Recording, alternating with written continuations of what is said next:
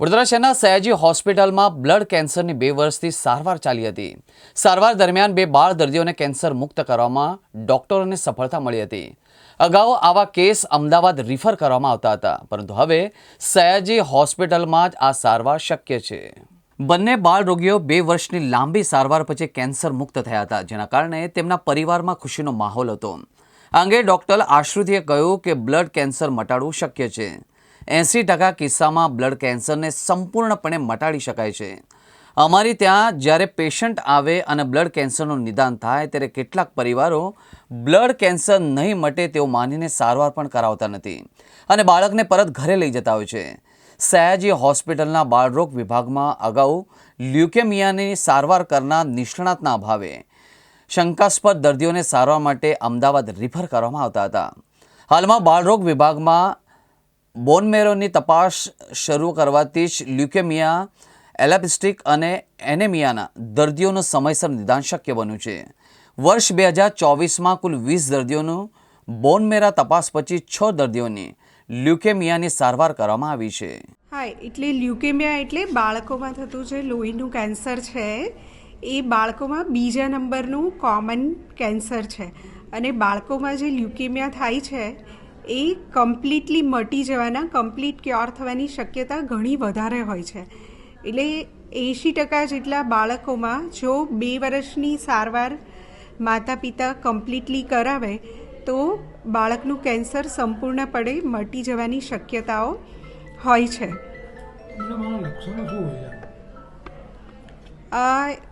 બાળકોમાં લોહીનું કેન્સર ના લક્ષણો છે કે લાંબા સમય સુધી બાળકને તાવ આવે, જે કોઈ પણ સામાન્ય આપણે દવાઓ આપીએ એનાથી બાળકને સારું ના થાય, હાથ પગમાં દુખાવો થાય, એ સિવાય શરીરમાં જે લોહીના કણો છે એ ઘટી જાય એટલે બાળક ફીકું પડી જાય, ત્રાક કણો ઘટી જાય, એના લીધે ચામડી પર ભૂરા ચાઠાઓ પડી જાય કે કોઈ જગ્યાએથી લોહી નીકળવાનું ચાલુ થાય, બાળકની બરોળ અને લીવર પર સોજો આવે, એ બધા એના લક્ષણો છે. એટલે આમાંથી કોઈ પણ લક્ષણ જણાય તો બાળકનો બ્લડ ટેસ્ટ કરાવી અને જો એના કાઉન્ટ ઓછા હોય તો આપણે બોન મેરોની તપાસ કરી અને કેન્સરનું નિદાન કરી શકીએ છીએ.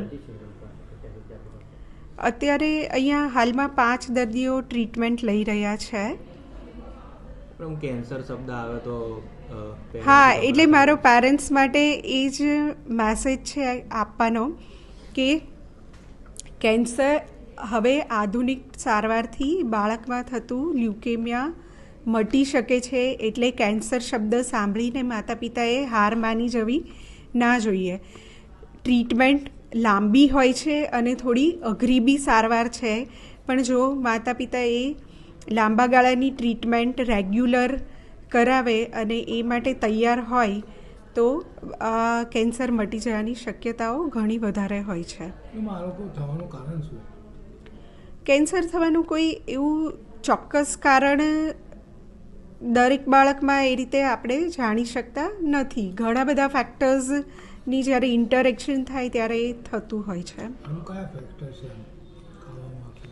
અત્યારે જે રોજબરોજ આપણે જે વાતાવરણ આપણે પોલ્યુટ કર્યું છે, વાતાવરણમાં પ્રદૂષણ વધી ગયું છે, કંઈ બી હવા પાણી કશું બી અત્યારે ક્લીન નથી, ખોરાકમાં ભેળસેળ હોય છે, એ બધાના લીધે અત્યારે કેન્સરનું પ્રમાણ ધીમે ધીમે વધે છે.